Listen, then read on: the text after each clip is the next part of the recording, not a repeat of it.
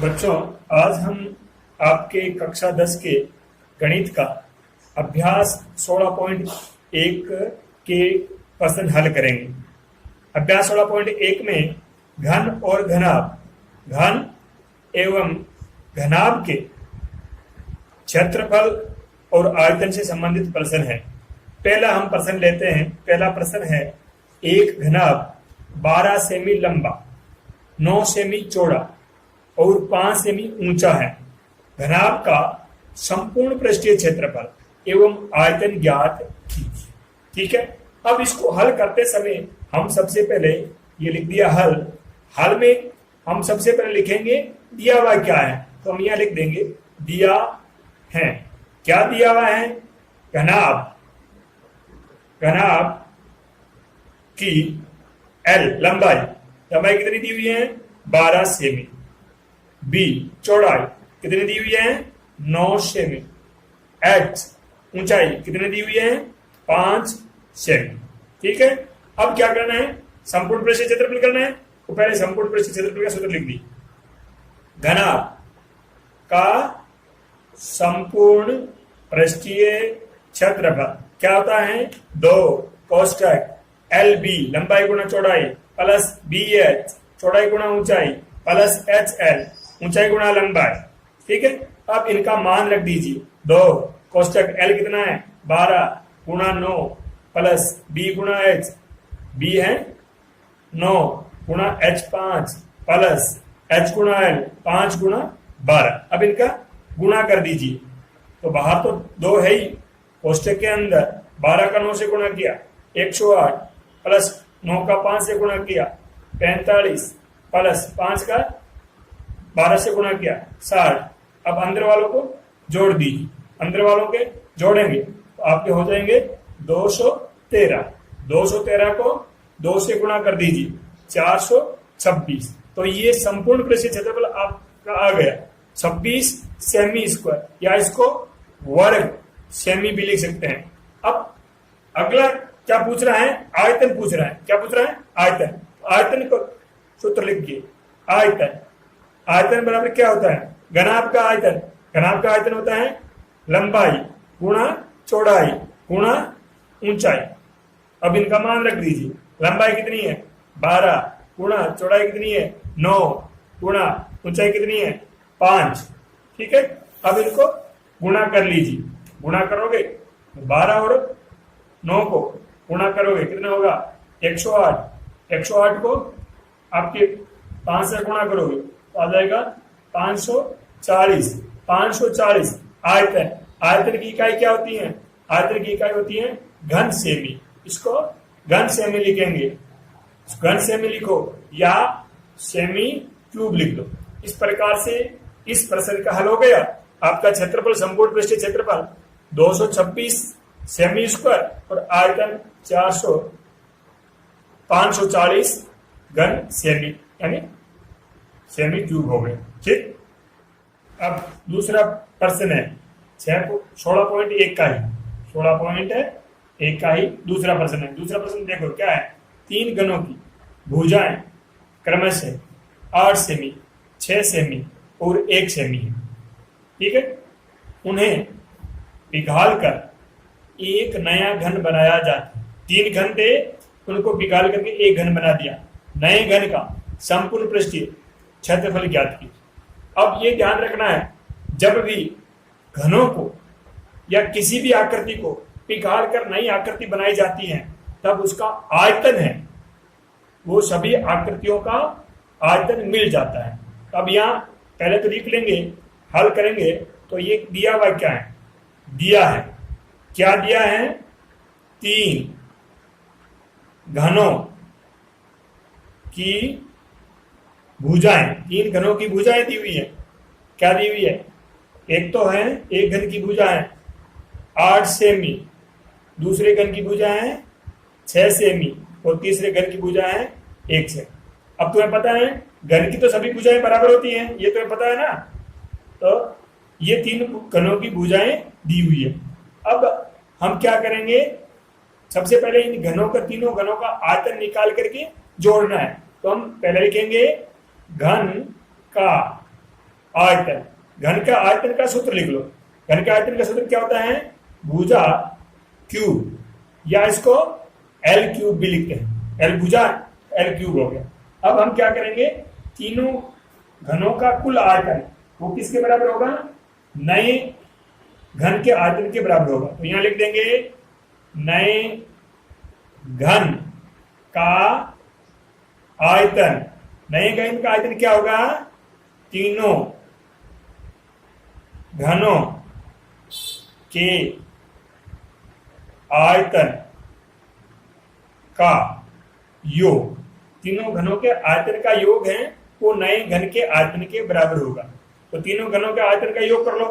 पहला भुजा 8 सेमी है तो इसका आयतन हो जाएगा 8 का क्यूब, प्लस दूसरा 6 सेमी भुजा है तो 6 का क्यूब, प्लस तीसरे की 1 सेमी है 1 सेमी का क्यूब।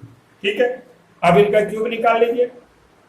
8 का क्यूब होता है 512, 6 का क्यूब होता है 216, 1 का क्यूब होता है 1। अब इनको जोड़ लीजिए।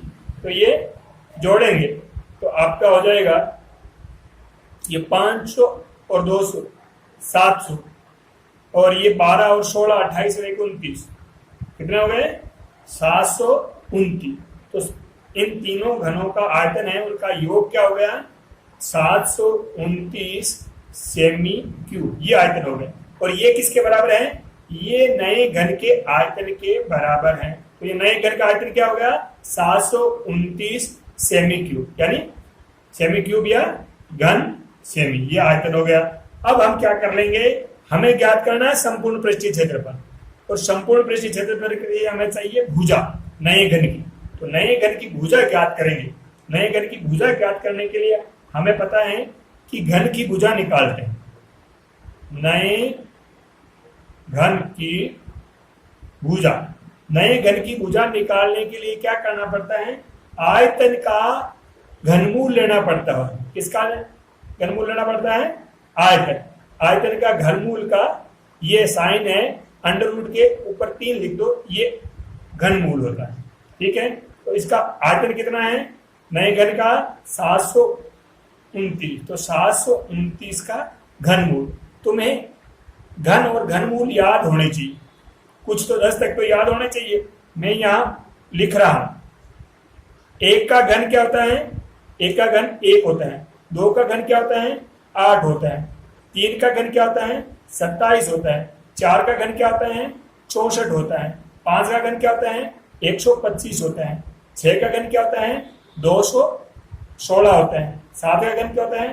300 आपके 43 होता है। 8 का घन क्या होता है? 512 होता है। 9 का घन क्या होता है? 729 होता है। 10 का घन क्या होता है? 10 का घन होता है 1000। तो इस प्रकार से ये घन तुम्हें याद होने चाहिए।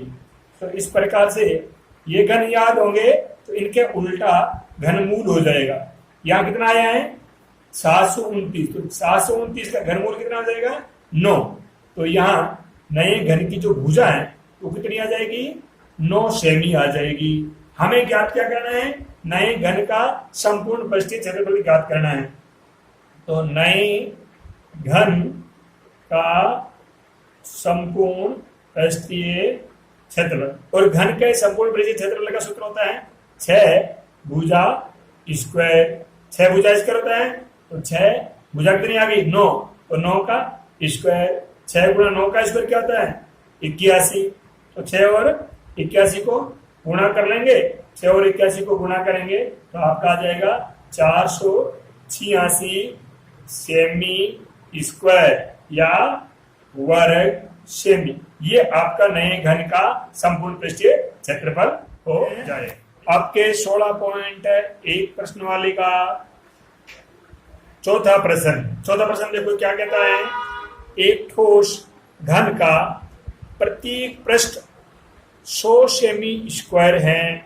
यदि आधार के समांतर समतल द्वारा घन को काटकर 2 भागों में बांट दिया जाता है तो प्रत्येक समान भाग का संपूर्ण पृष्ठीय क्षेत्रफल ज्ञात कीजिए। तो अब देखो, एक घन है, उस घन का आपको काट दिया बीच में से, ये घन है, इस घन को बीच में से काट दिया, तो काट करके दो घन बना दिए, और उस दोनों घनों में से उस प्रत्येक घन का दो भाग कर दिए, तो उस प्रत्येक भाग का संपूर्ण पृष्ठीय क्षेत्रफल ज्ञात करें। सबसे पहले हम लिखेंगे हल। दिया क्या है? दिया है आपके घन के एक पृष्ठ का क्षेत्रफल। घन का एक पृष्ठ क्या होता है? एक घर का एक पृष्ठ एक वर्ग होता है, तो यानी भुजा स्क्वायर होता है। एक पृष्ठ क्या होता है? भुजा स्क्वायर। उस भुजा स्क्वायर का क्षेत्रफल क्या दिया हुआ है? क्षेत्रफल दिया हुआ है 100 सेमी स्क्वायर। अब देखो यहाँ भुजा स्क्वायर बराबर 100 सेमी स्क्वायर। अब यहाँ क्या करेंगे हम? सबसे पहले भुजा निकाल लेंगे। तो भुजा स्क्वायर बराबर है आपके 100 सेमी स्क्वायर, तो भुजा बराबर हो जाएगा 100 का वर्गमूल। तो 100 का वर्गमूल बराबर आ जाएगा, 100 का वर्गमूल कितना होता है? 10 सेमी। अब इस घन है, जो पहले वाला जो घन था ठोस घन, उसकी प्रत्येक भुजा है वो कितनी है? 10 सेमी है।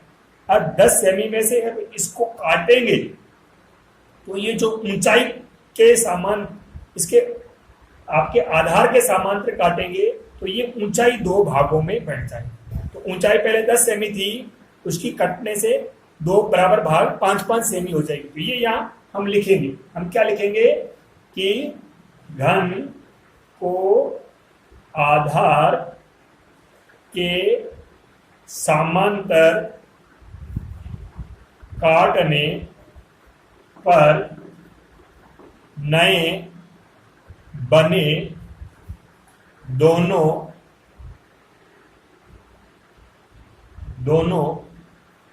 भागों